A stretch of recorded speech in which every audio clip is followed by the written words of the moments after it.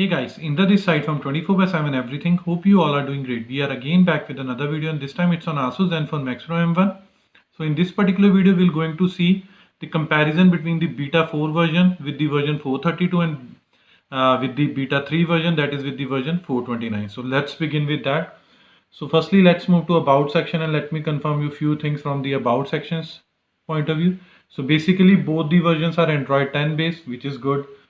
There is an upper hand on 432, like it is having security patch level of 5th or I would say 5 August 2020, whereas in 429 it is having 5 June 2020. Apart to this, build date of 432 is September 3rd and build date of 429 of beta 3 is June 14, 2020. So after about section, now let's move to system sections. Wherever I'll see that this needs to be like skip or will be speedify, I'll be telling you. So in both the versions, gesture options are available, be it normal gestures or system navigation. So you all are aware about this. So that's why I'm just skipping this part to like cut down the time. Apart to this, now we'll move to the developer option. But before that, if you are not aware how to do that, just move to about phone section. And in the very bottom, you'll see build number. Just tap 7 to 8 times. And afterward, it will say you are a developer now. And afterward, you will be able to view developer option. Just tap it here. And the very first section that you have to move on is debugging. So this is the option that you have to turn it on. So this is a USB debugging. So this is like useful, be it on Android Oreo, Android Pie, Android 10, Android 11, whatsoever. This will surely be helpful for you. Afterward, game driver preferences. I have already created a dedicated video on that. So I'll be sharing the URL in the description box below. And apart to this, I'll be also sharing the dedicated video for beta 4 and beta 3 review part in the description box below, so that here if whatsoever I'll be cutting down, those are already like reviewed in that part. So after this, we'll be moving to the drawing section. And again, in drawing section, these three sections are again common for Android Pie as well and Android 10 as well, be it beta 3, beta 4, beta 1, beta 2 and so on. So I always recommend to make it 0.5x. By doing this for all the three options, you will surely significantly see some sort of like improvement in overall rendering process and so on. After drawing you have to move on to theming section, which is at the very bottom. So this is the theming section. You will see three different options. One is accent color, headliner, body font and icon shape. So this is a by default device default. Let me change it to purple. So by default now it has been changed to purple and so on. So let me just go back to device default. Apart to this, I have already selected teardrop, which is my like personal favorite. So I'm just going to select device default. So it will now change to round or circular. Part of this, you can also change the body font. So all in all, everything is working fine. So after system section, now let's move to the security part. So in security part for both the versions, be it beta 4 and beta 3, pin, pattern, password, swipe, all are working absolutely fine. There is no problem with that. Apart to this, in beta 4, fingerprint scanner and face unlock is working absolutely fine and little bit smoother as compared to 429. But it was not a bad on 429. With 429, there was some sort of little bit latency. But again, it was an improvisation on beta 1 and beta 2. But till now, beta 4 has an upper edge on each and everything whatsoever we have discussed. After security section, now let's move to storage section. So in storage section, internal storage and as well as external storage or portable storage, all are working absolutely fine. Like you are able to access it. Although this was again same in 429 or beta 3 as well, but in beta 4, USB preferences using which like if you will connect your micro USB cable with the laptop using mobile, you will be able to access it. But in beta 3 version, it was not accessible. So again, like it was improvised in beta 4. Sound. So after storage section, we'll move to the sound section. So in version 420, like 432, that is beta 4, as per Asus official changelog, they have mentioned that they have improvised the bass or bass whatsoever you say. But according to my personal experience, I still need, I would say, I will still say that it's again need 30 to 40 more, or I would say percent of improvement. Afterward, this will surely be a, I would say, ideal sound environment and so on. But even in version 429, it was improvised with respect to version beta 1 and beta 2. But if in both the version, if you are facing any issue, then I'll be sharing a dedicated video for which I have already created in beta 4, which is applicable to beta 1, beta 3, beta 4. For the sound problem, you can go over that, and that will surely resolve your problem. After sound, now let's move to display section. Although there is nothing here, both are same, but I'm just going to covering up like show lockdown option available in both the versions. Then when to show, that is related to ambient display. On new notification, again it is working fine. Now it comes the, I would say, very critical or vital part, that is battery. So firstly we'll move to the battery charging time. So here beta 4 will be something losing some point, or going to lose some point. So like it took nearly about 3 hours and 8 minutes to fully charge phone from 0 to 100%, whereas in beta 3 it was quite fast as compared to this, which took nearly about 2 hours and 53 minutes to fully charge the phone. So like in beta 4 it is addition of 15 more minutes. And again, let me tell you that I am using compatible 10-watt charger rather than the charger which was shipped with this particular phone.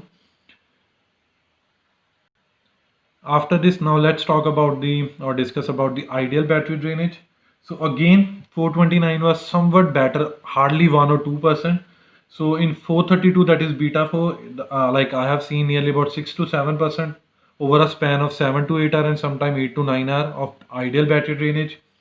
But whereas in beta 3 version, it was sometime 4 to 5% and sometime 5 to 6% over a span of 7 to 8 hours, or I would say 8 to 9 hours. So here, like again, beta 3 version have an upper edge. Now let's focus on a battery consumption from a gaming's perspective. So I'm just going to open Call of Duty. So for both the version, I was using this as in graphic quality that is medium and high as in frame rate. So again, for both the version, I have analyzed a gameplay of 1 hour by playing 2 to 3 different times. And in beta 4 version, it took nearly about, or I would say 15 to 16% of battery was consumed over a gameplay of 1 hour. Whereas in beta 3, it took nearly about, I would say 17 to 18% and sometime 18 to 19% of battery was consumed. So here again beta 4 is having an upper edge as compared to beta 3. Apart to this, temperature readings for both the version were same. Like before starting the gameplay it was 36, and as soon as I completed the 1 hour of gameplay, the temperature was 40 degree. So after Call of Duty, now let's move to the Free Fire, which is in more demand after banning the I would say a ban of PUBG Mobile. So let me open this and I'll be focusing on that. So these were the graphic settings, and these are the overall, I would say, other settings with respect to performance and so on. So I haven't changed anything. I'm playing on a default whatsoever was shipped after installing this update, or I would say after installing this game. So I have just analyzed this on beta 4 version, that is 432. So it took nearly about 14 to 15% of battery was consumed, and temperature readings were 33 before starting the gameplay and 40 after. And again, I have analyzed for a 1 hour of gameplay by playing 2 to 3 different time. Sorry, but I was not able to test this on 429 because on during that time I was usually testing PUBG Mobile and Call of Duty. But more or less you will see a same. But if we'll go by the Call of Duty's trend, so here you might see some sort of more battery drain, battery consumption and so on. So again, beta 4 is having upper edge. Yes, I have also seen comment in my beta 4 review part. Few users have complained that brother, we are facing lag in Free Fire and so on. So let me confirm you that I'm using like 6 plus 64 GB variant. So maybe it might be a variant issue. Otherwise, I will recommend to reset your phone if you can. If you can take a backup of your whole phone and so on, or I would say data and so on. So after battery section, now let's move to the connected devices. So in connected devices, firstly we talk about Bluetooth devices. So Bluetooth is working absolutely fine, be it for file transfer or audio via Bluetooth device. Apart to this screencasting, yes, it is also working fine, be it on version beta 4 or beta 3, and same applicable for the Bluetooth as well. But there is issue on both the version, like during screencasting it is working fine with Intel based laptop but not with the AMD based laptop, and I'm still unable to find any solution on that. Once I'll find it, I'll surely be creating a video on that as well.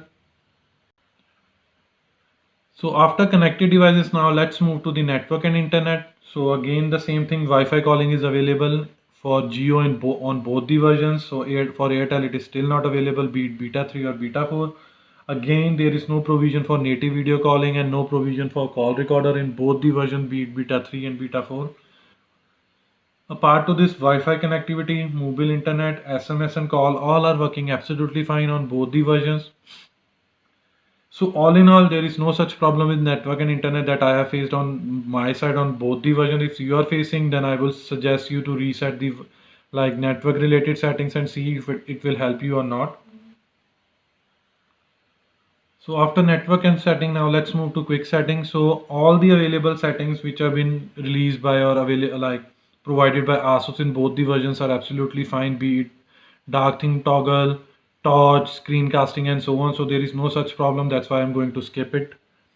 Apart to this, from a default apps perspective, FM radio is the one app which I usually test on Stockroom. So it is working fine on both the version, be it beta 3 or beta 4. Apart to this play protection certification, so on both the version the device was certified or device is certified. Few users are complaining, that's why I'm just covering up this particular part here. Afterward, now let's move to the status of camera to API. So on both the versions, level 3 support is available by default, so there is no such problem with that.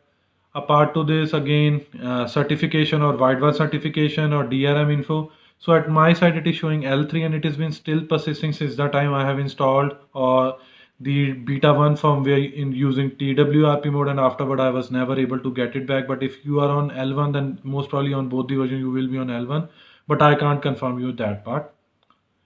Apart of this stock camera, so it is working absolutely fine on both the version whatsoever been provided by ASUS. But I see some sort of improvisation in beta 4 version, but again community has posted few random errors on the camera stock camera app. So this might you will also be facing if you will be the luckiest one, or I would say unluckiest one out of among those. Apart of this Gcam 7.x, it is working absolutely fine except for this slow motion, and I'll be providing you the URL in the description box below so that you can download the same and install it and use it. So now let's focus on a benchmark score. So for that I have already opened Enter2 benchmark scores. So on beta 4 the scores are 1,44,859 and these are the consolidated. Whereas in beta 3 the Enter2 scores were slightly higher, like in that it was 1,48,500 and something. But again this will always vary variant to variant, and sometime if you will be rerun it you will either see decrease or increase. So it usually depends on the battery status and so on, whether your phone was heating and not. So I never recommend this, but users do ask, that's why I usually cover this part. So now let's focus on a Geekbench scores point of view. So on a CPU's point of view, these are the single core scores. So in beta 4 the single core score is 279, whereas in beta 3 it was 263, which was slightly less as compared to beta 4. Whereas these are the multi-core score, that is 1143, but in beta 3 those were 1161, which was slightly more as compared to beta 4 version in beta 3. Apart of this, now let's move to computation using OpenCL API or engine. So using OpenCL API on beta 4 the score is 442, but whereas in beta 3 it was having 447. So here you will, I won't say that there is some edge-to-edge competition, but you will see if someone is having the upper edge on this part, then you will find the upper edge of the other version in some other part. So here the results are tied from my side. So after this, now let's move to RAM and main memory management. So let me first open Call of Duty. So you can see that it is just connecting with the server, but it will be opening from the same window where we have left. Now let's open the Free Fire game. So with the Free Fire game, I have seen few, I would say, random errors with the main memory management, like sometime after 5 minutes, it will be automatically flush. So like when I have created the same video in Hindi audio, then you will see that particular problem. So all in all, it has also opened from the same window. So overall, there is no such problem with the RAM and memory management. But in beta 4, sometime you will see random memory management issues, but those are again very slight. So now let's focus on our overall review score. So for beta 4, I am going to give 85 out of 100 because it's having latest security patch, and from the security's point of view, face unlock and fingerprint scanner both are having like smoother as compared to beta 3. USB preferences are back now. You are able to connect with the like your phone with the laptop or PC, and a part of this improvised sound. And for the beta 3, I'm going to give overall review score as an 80 out of 100 because there it was having good battery charging time, less idle battery drainage, which was hardly 1 or 2% as compared to beta 4, and little bit good RAM and memory management. Now, apart of this, I'll be going to discuss few bugs. The very first bug is this particular suggestion setting, and this has been persisting in both the scenarios. So I'm not sure whether this is purposely done by ASUS or is it a bug. Second one is this fixed widget or Google search widget. So again, if they will be going to stick with the AOSP version, then I won't consider this as a bug anymore. But for now, we can treat it as a bug. A part of this Zenfone logo is again back during the boot screen and home screen. I would say gap between the navigation bar whenever you will be using gesture navigation, it is also slightly higher. Few have recommended some resolution, but I don't recommend that. Now, apart to this, as per the overall community side, on both the version, people has mentioned that they have seen frequent battery drainage, unresponsive behaviors, then slow charging, brightness issue, poor sound quality, maybe apps are crashing, and sometimes phone is freezing, and so on. So this was all from my side related to the review or comparison between the beta 4 version beta 3. Hope you like this video. If you really like this video, kindly share this with your friends and family, and apart from this, please subscribe to our channel because this will surely motivate us and boost us to create more videos like this in the coming future. Finally, it's the time to sign off now. Bye for now. Thanks.